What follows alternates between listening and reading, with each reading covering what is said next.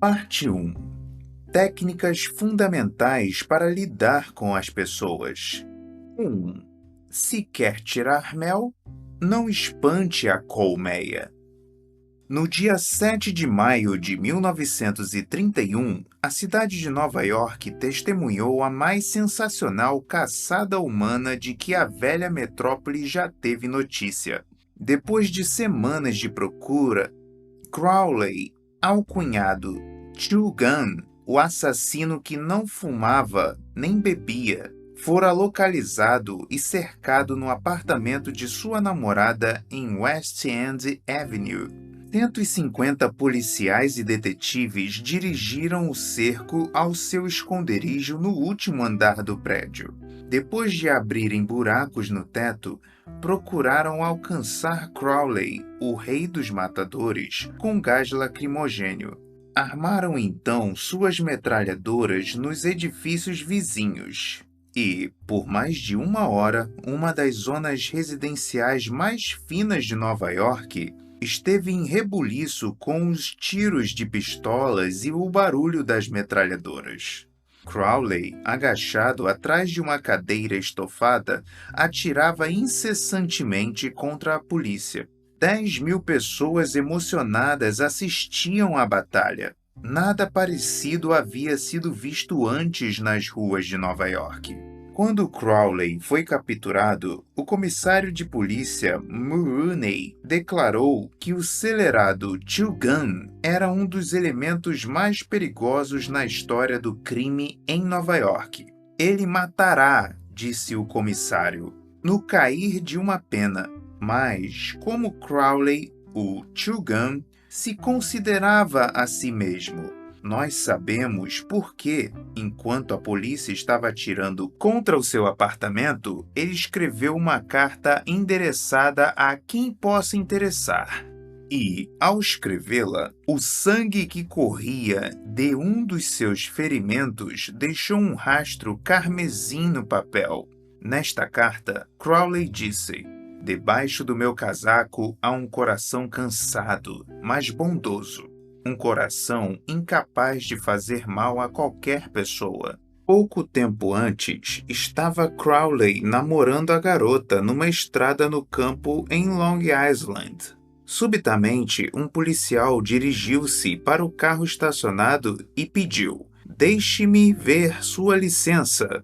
Sem dizer uma só palavra, Crowley sacou uma arma e derrubou o policial com um tiro. Quando a moribunda autoridade caiu, Crowley saltou do carro, tirou o revólver do policial e deu outro tiro no corpo, que se achava prostrado. E era esse o assassino quem dizia: "Debaixo do meu casaco há um coração cansado, mas bondoso. Um coração incapaz de fazer mal a qualquer pessoa." Crowley foi condenado à cadeira elétrica. Ao chegar à Câmara da Morte, na prisão de Sing Sing, teria ele exclamado: "Isso é o que consegui por matar pessoas?" Em absoluto, ele disse: "É o que consegui por defender-me." O ponto interessante do caso é o seguinte: Two Gun não se culpava por nada. Será que essa atitude é pouco comum entre os criminosos? Se pensa assim, leia o seguinte: "Passei os melhores anos da minha vida proporcionando os mais verdadeiros prazeres ao povo, ajudando-o a divertir-se. E tudo o que consegui com esse meu gesto foram insultos e a existência de um homem caçado." Foi Al Capone quem falou assim. Sim, o até então inimigo público número 1 da América do Norte, o mais sinistro chefe de gangsters que já apareceu em Chicago.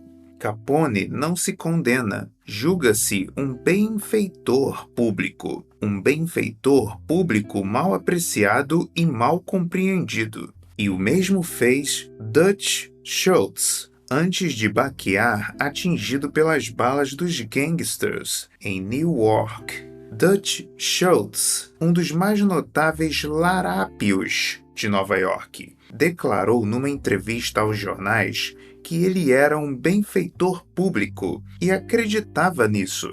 Mantive uma correspondência interessante sobre o assunto com Larry Lauers, o diretor da infame prisão de Sing Sing durante anos. Afirmou-me ele que poucos criminosos em Sing Sing consideram-se mais pessoas. São tão humanos como você e eu, por isso justificam e explicam. Eles podem dizer-lhe por que foram rápidos no apertar o dedo no gatilho. A maioria deles tenta, por uma forma de raciocínio, falsa ou lógica, justificar seus atos antissociais para si mesmos e, consequentemente, sustentam com arrogância que não deveriam estar presos. Se Al Capone, Crowley Uchugan, Judge Schultz e os homens e mulheres desesperados que se acham atrás das grades da prisão não se recriminam por coisa alguma, que diremos acerca das pessoas com as quais vocês e eu diariamente estamos em contato?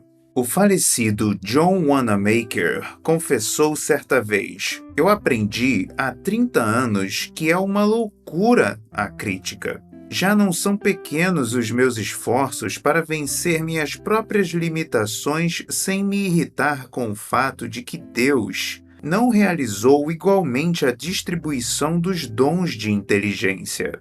Wanamaker aprendeu esta lição muito cedo, mas, quanto a mim, errei por este velho mundo durante um terço de século, até que ele mesmo começou a ensinar-me que, 99 vezes em 100, nenhum homem já se criticou por coisa alguma, não importando quanto possa ele estar errado. A crítica é fútil, porque coloca um homem na defensiva e, comumente, faz com que ele se esforce para justificar-se. A crítica é perigosa, porque fere o precioso orgulho do indivíduo, alcança o senso de importância e gera o ressentimento. B. F. Skinner, o mundialmente famoso psicólogo, através de seus experimentos, demonstrou que um animal que é recompensado por bom comportamento aprenderá com maior rapidez e reterá o conteúdo aprendido com maior habilidade do que um animal que é castigado por mau comportamento. Estudos recentes mostram que o mesmo se aplica ao homem. Através da crítica, não operamos mudanças duradouras e, consequentemente, ocorre o ressentimento. Hans Selye, outro notável psicólogo, afirmou: "Com a mesma intensidade da sede que nós temos de aprovação, tememos a condenação." O ressentimento que as críticas geram podem desmoralizar os empregados, os membros de uma família e os amigos, e, ainda assim, não melhorar a situação que tem se condenado. George B. Johnston, de Enid, Oklahoma, trabalha como coordenador da segurança de uma empresa de engenharia. Entre as suas responsabilidades está a fiscalização, que busca garantir que todos os empregados, ao trabalharem no campo, usem seus capacetes. Segundo ele, ao deparar com os trabalhadores sem capacete, impunha-lhes sua autoridade ao falar sobre o regulamento e exigia-lhes que o cumprissem rigorosamente. Como resultado, obtinha obediência imediata. Mas tão logo se afastava, os operários retiravam seus capacetes. Decidiu, por isso, experimentar uma abordagem diferente. Na primeira oportunidade em que viu alguns dos trabalhadores infringindo os regulamentos, perguntou-lhes se o capacete era desconfortável ou se ele não se ajustava às suas cabeças. Em seguida, lembrou-lhes, empregando um tom de voz agradável, que os capacetes tinham a função de prevenir acidentes e sugeriu que eles os usassem, para seu próprio bem, durante o período de trabalho. O resultado foi um aumento da observância do regulamento, sem que surgissem ressentimentos ou perturbações emocionais. Milhares de páginas da história estão cheias de exemplos da futilidade da crítica, exemplos que poderão ser encontrados facilmente. Tome para ilustração a famosa polêmica entre Theodore Roosevelt e o presidente Taft, polêmica que dividiu o Partido Republicano, colocou Woodrow Wilson na Casa Branca, traçou notáveis e luminosas linhas através da Grande Guerra e alterou o curso da história. Façamos uma revisão dos fatos, rapidamente. Quando Theodore Roosevelt deixou a Casa Branca, em 1908, fez Taft seu sucessor e seguiu para a África à caça de leões. Ao regressar, Roosevelt explodiu, denunciou Taft pelo seu conservadorismo, formou o partido Bull Moose e tudo mais para demolir o grande Old Party, o Partido Republicano. Na eleição que se seguiu, William Howard Taft e o Partido Republicano contaram apenas com 2 estados, Vermont e Utah. Foi a mais estrondosa derrota que o velho e tradicional partido já sofrera. Theodore Roosevelt acusava Taft, mas será que este teria recriminado a si mesmo? Naturalmente que não. Com lágrimas nos olhos, Taft dissera: "Não vejo como podia ter feito as coisas de outro modo."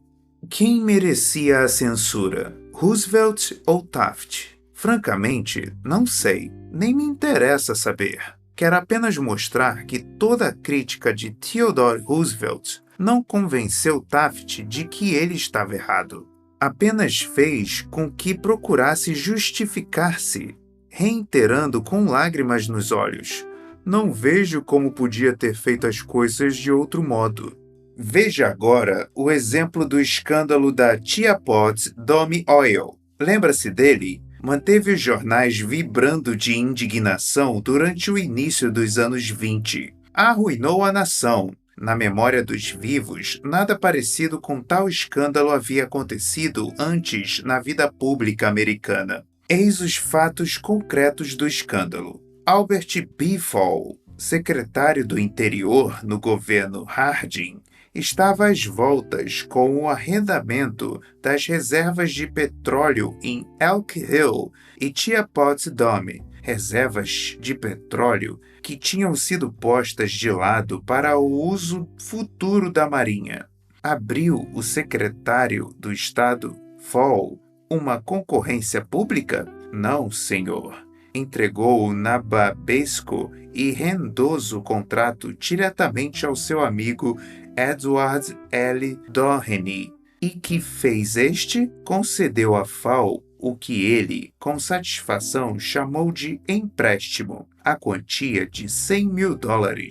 Então, de um modo altamente inteligente, o secretário Fall ordenou à Marinha dos Estados Unidos, naquele distrito, que obrigasse a retirada dos competidores, que, com seus postos adjacentes, estavam escavando o petróleo da Armada em Elk Hill. Os competidores, obrigados a retirar-se de seus terrenos, à força de armas e baionetas, dirigiram-se imediatamente à corte e divulgaram o escândalo dos $100 mil da concessão das reservas de petróleo da Teapot Dome.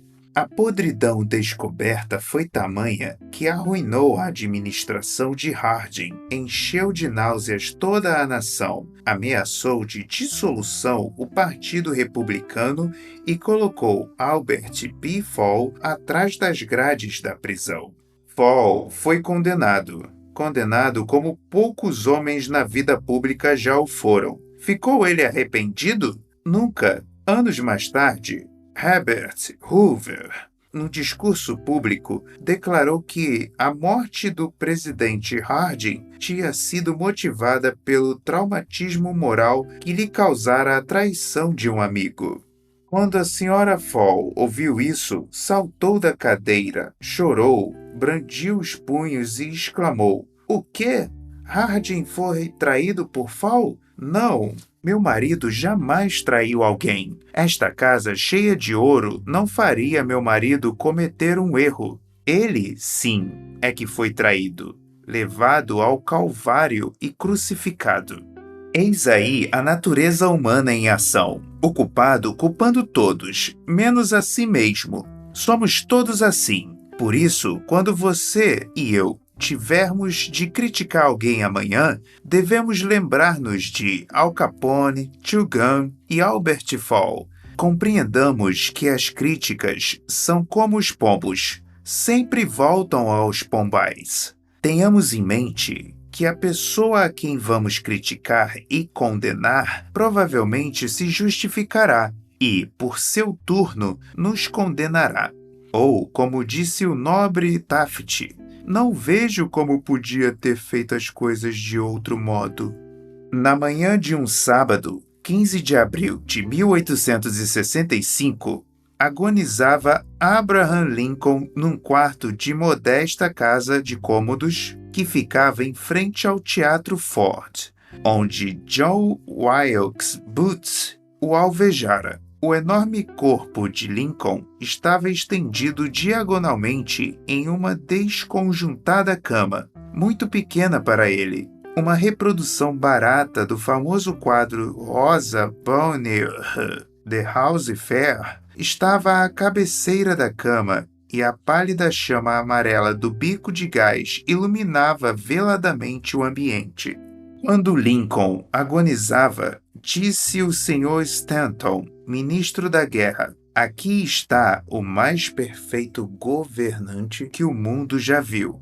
Qual o segredo de Lincoln no seu êxito no trato com os homens? Estudei a vida de Abraham Lincoln durante 10 anos e dediquei 3 anos inteiros escrevendo e reescrevendo um livro intitulado Lincoln, esse desconhecido. Creio ser este o mais detalhado e exaustivo estudo sobre a personalidade de Lincoln e sua vida no lar que um ser humano podia realizar. Fiz um estudo especial do método de Lincoln lidar com os homens. Gostava ele da crítica?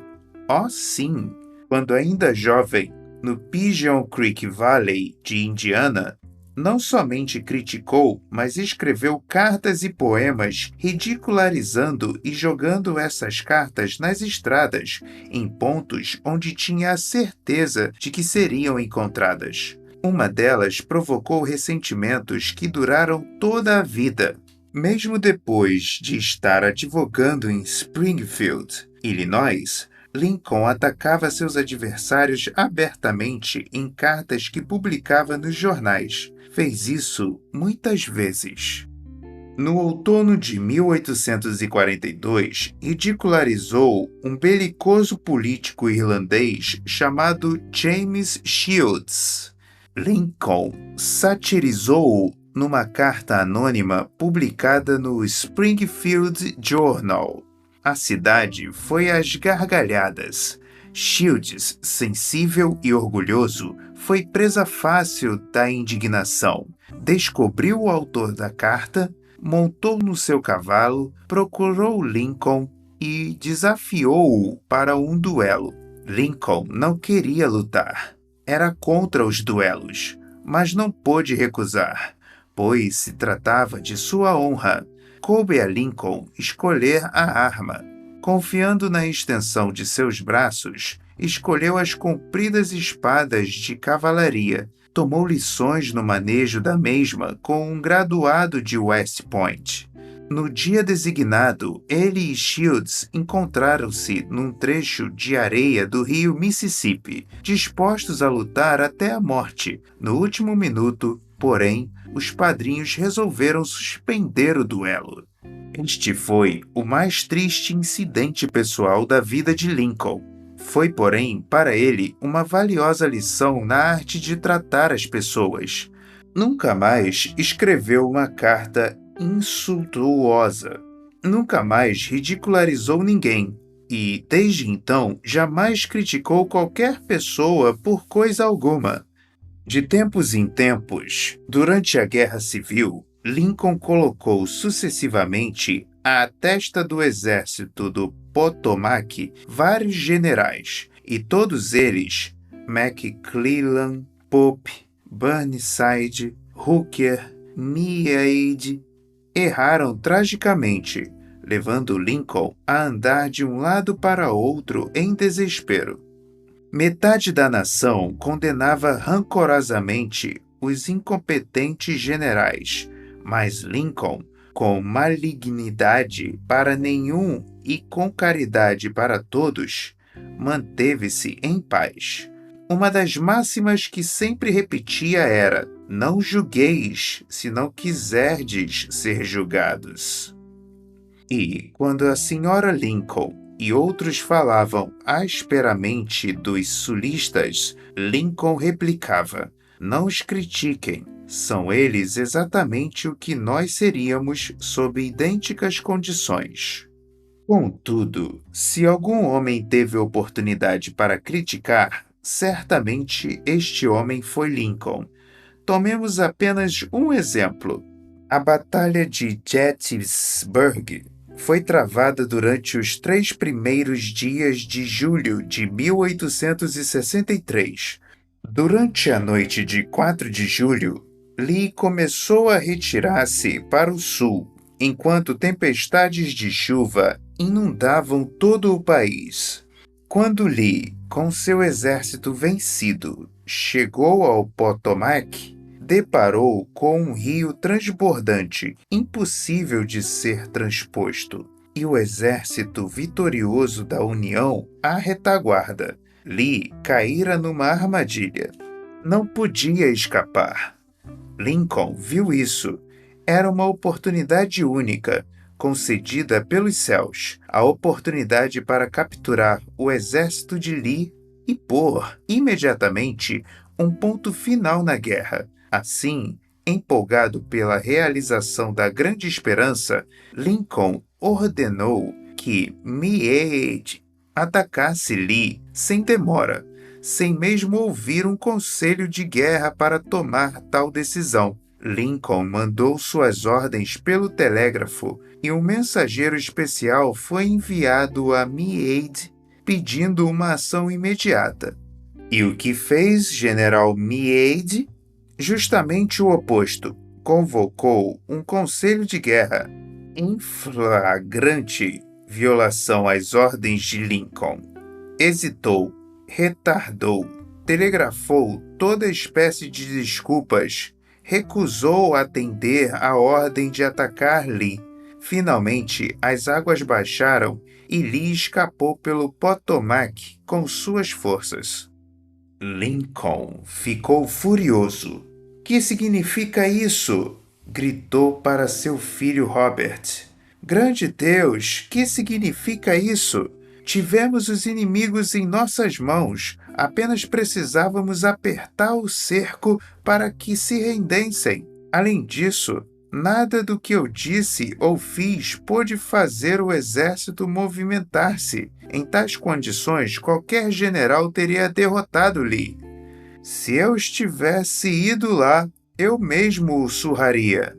Tomado do maior desapontamento, Lincoln sentou-se e escreveu a Meade. Convém notar que, nesse período de sua vida, Lincoln já era extremamente prudente e muito comedido na sua linguagem. Desse modo, a carta que se segue, escrita por Lincoln em 1863, era uma evidência de sua mais severa censura.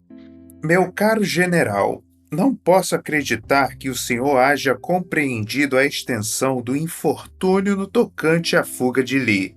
Ele esteve nas suas mãos e, se tivesse apertado o cerco com seus últimos sucessos, o de agora representaria o fim da guerra. Mas, depois do que sucedeu, a guerra poderá prolongar-se indefinidamente. Se o senhor não pôde atacar Lee segunda-feira passada com certeza de vitória, como poderá fazê-lo no sul do Rio, quando poderá contar com muito menor força? Apenas 2/3 da tropa que estava em suas mãos.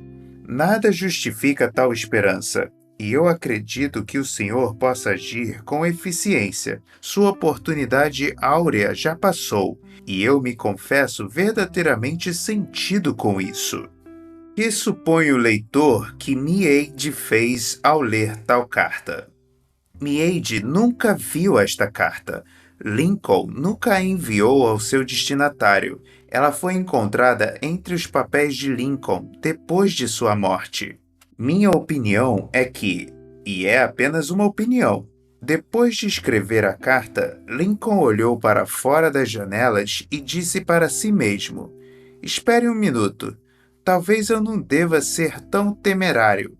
É muito fácil para mim, comandante, sentado aqui na Casa Branca, dar ordens a Mi-aide para atacar. Mas se eu estivesse lá em Gettysburg e tivesse visto tanto sangue como Mi-aide viu durante a última semana, e os meus ouvidos estivessem ainda cheios de gritos e gemidos dos feridos e dos moribundos, talvez eu não sentisse tanta ânsia para atacar. Se eu tivesse o temperamento tímido de Mi-aide, talvez fizesse justamente o que ele fez. De qualquer modo, a água já está embaixo da ponte. Se eu mando esta carta, ela aliviará meus sentimentos, mas fará também com que Mi-aide procure justificar-se. Fará Mi-aide condenar-me. A carta provocará ressentimentos incompatíveis com a sua qualidade de comandante e poderá forçá-lo a renunciar ao seu posto no exército." Assim como eu já disse, Lincoln atirou a carta para o lado porque aprendera, numa dura experiência, que as críticas violentas e as repreensões redundam sempre em futilidade. Theodore Roosevelt disse que, quando, como presidente, se defrontava com certos problemas complexos, costumava virar-se para trás e olhar para um grande retrato de Lincoln que fica atrás da cadeira presidencial na Casa Branca e perguntar a si mesmo: que faria Lincoln se estivesse em meu lugar? Como resolveria ele este problema?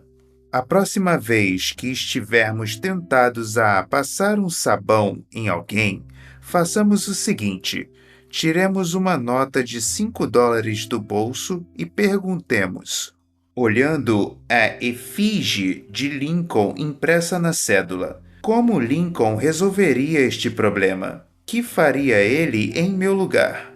Mark Twain, às vezes, perdia a calma e escrevia cartas cujo conteúdo chegava a deixar o papel enrubescido. Para dar um exemplo, certa vez ele escreveu a um homem que o provocara: "Está me solicitando os seus próprios funerais. Eu os providenciarei assim que você voltar a abrir a boca contra mim." Em outra ocasião, escreveu a um editor a respeito das tentativas de um revisor de melhorar minha ortografia e pontuação. Ele determinou o seguinte: "Doravante, encerre essa questão seguindo à risca meus manuscritos e certifique-se de que o revisor conservará as sugestões dele na papa do cérebro deteriorado que só a ele pertence."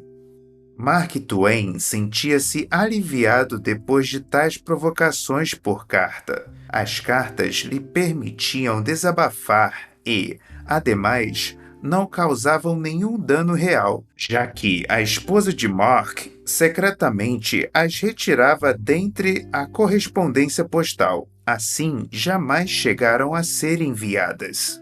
Você conhece alguém a quem deseja modificar, aconselhar e melhorar? Excelente! Isso é muito bom. Estou inteiramente a favor. Mas por que não começar por si mesmo? De um ponto de vista eminentemente egoísta, é muito mais proveitoso do que experimentar melhorar os outros. Sim, e um pouco menos perigoso. Não se queixe da neve no telhado da casa do seu vizinho quando a soleira da sua porta não está limpa, disse Confúcio.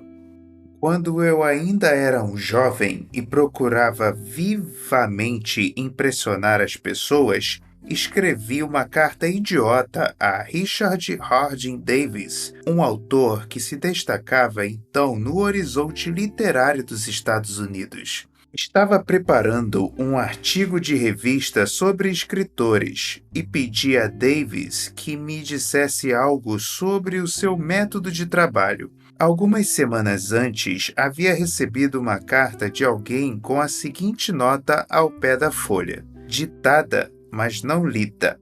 Isso me causou profunda impressão. Pareceu-me que o escritor devia ser muito grande, muito ocupado e muito importante. E como eu desejava ardentemente causar qualquer impressão a Richard Harding Davis, terminei minha pequena carta com as palavras: ditada, mas não lida. Harding não se deu ao trabalho de responder à minha carta. Devolveu-me simplesmente com as seguintes palavras escritas de um lado a outro do papel na parte inferior: sua falta de educação é suplantada pela sua falta de educação. Na verdade, eu estava errado e talvez merecesse sua observação, mas, ser humano, ressenti-me com a resposta. Senti tanto que, ao ler a notícia da morte de Richard Harding Davis, 10 anos mais tarde, o único pensamento que me veio à mente, envergonho-me até de confessá-lo, foi a ofensa que ele me fizera com a sua observação. Se você e eu quisermos evitar amanhã um ressentimento que poderá prolongar-se por décadas e durar até a morte, sejamos indulgentes e não critiquemos, pois assunto nenhum justifica a crítica. Quando tratamos com pessoas, lembremo-nos sempre de que não estamos tratando com criaturas de lógica. Estamos tratando com criaturas emotivas, criaturas suscetíveis às observações norteadas pelo orgulho e pela vaidade. Crítica mordaz fez com que o sensível Thomas Hardy, um dos mais finos romancistas que já apareceram na literatura inglesa, abandonasse para sempre os trabalhos de ficção. A crítica levou Thomas Shortall, o poeta britânico, ao suicídio. Benjamin Franklin, um tanto descontrolado na sua juventude, tornou-se tão diplomata, tão hábil no lidar com as pessoas, que foi nomeado embaixador americano na França. O segredo de seu sucesso? Não falarei mal de nenhum homem, disse ele, e falarei tudo de bom que souber de cada pessoa. Qualquer idiota pode criticar, condenar e queixar-se, e a maioria dos idiotas faz isso. Mas é preciso ter caráter e autocontrole para ser complacente e saber perdoar. Um grande homem demonstra sua grandeza, na opinião de Carlyle, pelo modo como trata os pequenos. Bob Hoover, famoso piloto de teste, bastante solicitado para realizar acrobacias aéreas, depois de uma dessas demonstrações em San Diego, estava voltando a casa em Los Angeles. A 300 pés de altura, como descreveu a revista especializada Flight Operations, ambos os motores da aeronave repentinamente pararam. Através de uma hábil manobra, ele conseguiu aterrissar e, embora ninguém se tenha ferido, o avião ficou bastante danificado. Após proceder à aterrissagem de emergência, a primeira providência de Hoover foi examinar o tanque do avião. Tal como suspeitara, o aparelho da Segunda Guerra Mundial tinha sido abastecido com combustível de jato, não com gasolina. Voltando ao aeroporto, pediu para ver o mecânico que tinha abastecido o avião. O rapaz mostrou-se profundamente abalado com o erro que havia cometido. Quando Hoover aproximou-se dele, lágrimas escorriam-lhe pelas faces. Acabara de causar a perda de um avião extremamente dispendioso e por pouco não causou a perda de 3 vidas. Era de se imaginar a fúria de Hoover, as palavras cruéis que este piloto meticuloso e orgulhoso de si desfecharia contra o rapaz. Mas Hoover não repreendeu o mecânico. Ao contrário, abraçou-o e disse: para lhe provar que tenho certeza de que jamais voltará a fazer o que fez, quero que você amanhã abasteça o meu F-51. Comumente, os pais se veem tentados a criticar seus filhos. Talvez o leitor espere que eu diga, não o façam, mas direi simplesmente, antes de criticá-los, leia um dos clássicos do jornalismo norte-americano, Father Forgets. O Pai Perdoa. O texto apareceu a primeira vez como editorial no People's Home Journal. Vamos reproduzi-lo aqui com a permissão do autor, tal como foi condensado pelo Reader's Digest. O Pai Perdoa é um daqueles escritos que, criados num momento de autêntico sentimento, toca a sensibilidade de alguns leitores e continua a repercutir dentro deles, a ponto de se tornar uma leitura favorita. Desde sua aparição, segundo o autor W. Livingstone Learned, foi reproduzido em centenas de revistas, publicações empresariais e jornais de todo o país. Foi publicado em vários idiomas, quase que na mesma proporção. Autorizei sua divulgação a milhares de pessoas que desejavam lê-lo em escolas, igrejas e conferências. Esteve no ar em incontáveis oportunidades e programas. Curiosamente, também foi utilizado por periódicos universitários, além de revistas colegiais. Por vezes, um pequeno artigo, misteriosamente, parece ligar as pessoas, e este, sem dúvida, o conseguiu. O Pai Perdoa, W. Livingstone Learned. Escute, filho, enquanto falo isto, você está deitado, dormindo, uma mãozinha enfiada debaixo do seu rosto, os cachinhos louros molhados de suor grudados na fronte. Entrei sozinho e sorrateiramente no seu quarto. Há poucos minutos, enquanto eu estava sentado lendo meu jornal na biblioteca, fui assaltado por uma onda sufocante de remorso e, sentindo-me culpado, vim para ficar ao lado de sua cama. Andei pensando em algumas coisas, filho. Tenho sido intransigente com você. Na hora em que se trocava para ir à escola, ralhei com você por não enxugar direito o rosto com a toalha. Chamei-lhe a atenção por não ter limpado os sapatos. Gritei furioso com você por ter atirado alguns de seus pertences no chão. Durante o café da manhã, também impliquei com algumas coisas. Você derramou o café fora da xícara, não mastigou a comida, pôs o cotovelo sobre a mesa, passou manteiga demais no pão e, quando começou a brincar, eu estava saindo para pegar o trem. Você se virou, abanou a mão e disse, "Tchau, papai." E, franzindo o senho, em resposta lhe disse, "Endireite esses ombros." De tardezinha, tudo recomeçou. Voltei e, quando cheguei perto de casa, vi-o ajoelhando, jogando bolinha de gude. Suas meias estavam rasgadas. Humilhei-o diante de seus amiguinhos, fazendo-o entrar na minha frente. As meias são caras. Se você as comprasse, tomaria mais cuidado com elas. Imagine isso, filho, dito por um pai. Mais tarde, quando eu lia na biblioteca, lembra-se de como me procurou? Timidamente, uma espécie de mágoa impressa nos seus olhos? Quando afastei meu olhar do jornal, irritado com a interrupção, você parou à porta. "O que é que você quer?" Perguntei implacável. Você não disse nada, mas saiu correndo num ímpeto na minha direção, passou os braços em torno do meu pescoço e me beijou. Seus braços foram se apertando com uma afeição pura que Deus fazia crescer em seu coração e que nenhuma indiferença conseguiria extirpar. A seguir, retirou-se, subindo correndo os degraus da escada.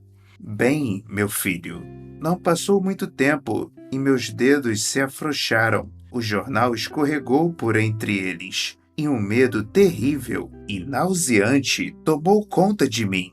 O que o hábito estava fazendo de mim? O hábito de ficar achando erros, de fazer reprimendas, era dessa maneira que eu o vinha recompensando por ser uma criança. Não que eu não o amasse, o fato é que eu esperava demais da juventude. Eu o avaliava pelos padrões da minha própria vida, e havia tanto de bom, de belo e de verdadeiro no seu caráter. Seu coraçãozinho era tão grande quanto o sol que subia por detrás das colinas. E isto eu percebi pelo seu gesto espontâneo de correr e dar-me um beijo de boa noite. Nada mais me importa nesta noite, filho. Entrei na penumbra do seu quarto e ajoelhei-me ao lado de sua cama. Envergonhado. É uma expiação inútil. Sei que, se você estivesse acordado, não compreenderia essas coisas. Mas amanhã eu serei um papai de verdade. Serei seu amigo. Sofrerei quando você sofrer. Rirei quando você rir. Morderei minha língua quando palavras impacientes quiserem sair pela minha boca. Eu irei dizer e repetir, como se fosse um ritual. Ele é apenas um menino, um menininho.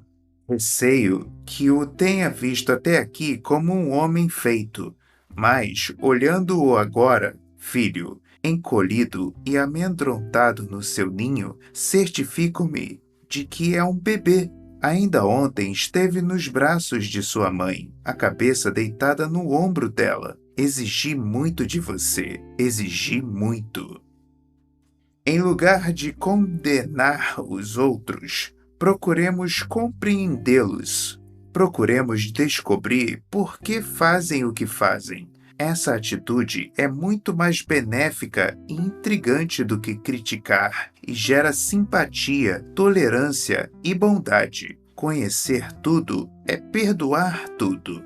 Como disse Dr. Johnson, o próprio Deus, Senhor, não se propõe julgar o homem até o final de seus dias. Por que faríamos isso, você e eu? Princípio 1. Não critique, não condene, não se queixe.